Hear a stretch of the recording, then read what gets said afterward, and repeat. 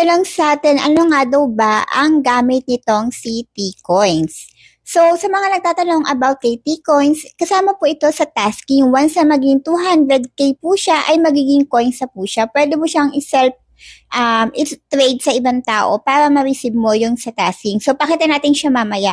By the way, ulitin ko lang po, lahat ng share ko ay bis lamang po sa aking kaalaman. Disclaimer, ayan. Sabi ni pag-aaral po tayo. So, punta tayo dito sa application ni Telo App.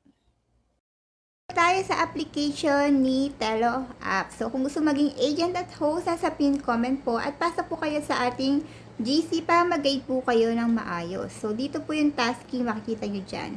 Ayan po yung T-Coins. Pag may naka-receive ka ng 100 gift, makaka-receive ka ng 1,000 points. Kung coins naman, yung T-Coins mo, makikita mo yung balance mo dyan. For example, yun yung balance mo. Pag naging 200k po yan, magiging coins din po siya.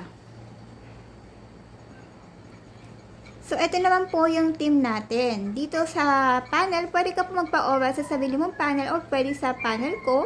Ayan. Ayan po yung ating team. Mga member po natin yan. Kakapasok lang natin sa panel. So, ayan. So, ayan po ang ating room. Ayan. Kung gusto niyo sumali sa ating team, pasok lang po kayo palagi dito sa panel. May admin po tayo dito na handang tumulong sa inyo para ma-guide po kayo dito sa application. So, sa mga ano po, ito po yung tasking ha.